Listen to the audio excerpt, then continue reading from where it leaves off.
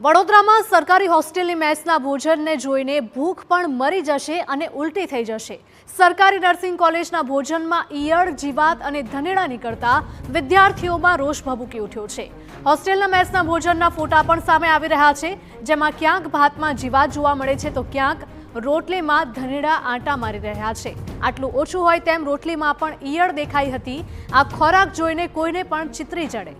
મેસના આ ભોજનની ગુણવત્તા અને સ્વચ્છતા વિશે અનેક સવાલો ઉઠી રહ્યા છે।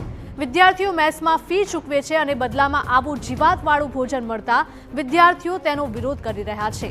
તો હોસ્ટેલની બહાર અને અંદર ગંદકી જામેલી પણ જોવા મળી।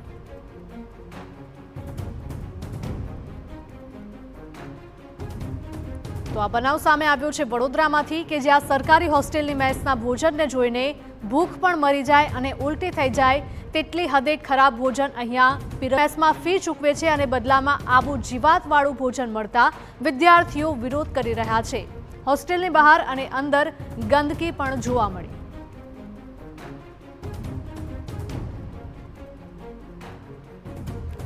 તો અગાઉ પણ અનેક હોસ્ટેલોમાં અને મેસનું ભોજનને લઈને વિવાદો આવી ચૂક્યા છે અને ભોજનમાંથી અવારનવાર જીવાતો નીકળતી હોવાના પણ વિદ્યાર્થીઓ ફરિયાદ કરતા હોય છે। તેવામાં વડોદરાની સરકારી હોસ્ટેલનો આ બનાવ છે કે જ્યાં મેસમાં ભોજન જોઈને ઉલટી થઈ જાય તે પ્રકારનું ભોજન અહીંયા પીરસવામાં આવી રહ્યું છે। ખૂબ જ હલકી ગુણવત્તાવાળું અને જીવાત નીકળતી હોય તેવું ભોજન પીરસવામાં આવી રહ્યું છે। સંવાદદાતા અંજલિ જોડાયા છે। અંજલિ, જણાવશો કે સરકારી નર્સિંગ કોલેજના ભોજનમાં ઈયળ, જીવાતો નીકળી રહી છે, અનેક સવાલ ઉઠી રહ્યા છે સ્વચ્છતાને લઈને। બિલકુલ, જેટલી પણ સરકારી કોલેજો છે કે યુનિવર્સિટી છે તેમાં આ પ્રકારની જે ઘટનાઓ છે તે સામે આવી છે। અગાઉ સેન્ટ્રલ યુનિવર્સિટી, ત્યાર પહેલા MS યુનિવર્સિટી અને હવે સરકારી નર્સિંગ કોલેજની જે મેસ છે તેની અંદર પણ જે ભોજન છે તે વિદ્યાર્થીનીઓના સ્વાસ્થ્યની સાથે ચેડા થાય તે પ્રકારનું જોવા મળી રહ્યું છે।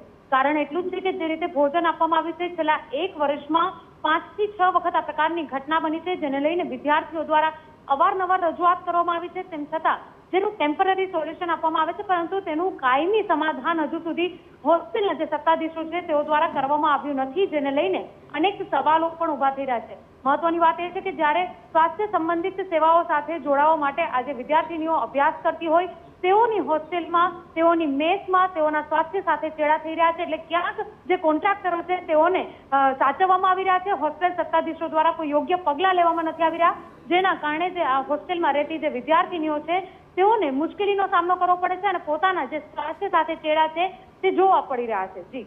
જી અંજલિ, માહિતી બદલ આપનો આભાર। તો અવારનવાર મેસના ભોજનમાંથી જીવાતો નીકળતી હોવાની ફરિયાદો પણ ઉઠી છે।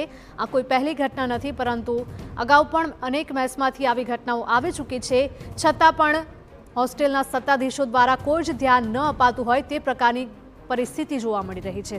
આ સમાચાર વડોદરામાંથી સામે આવી રહ્યા છે કે જ્યાં સરકારી નર્સિંગ કોલેજની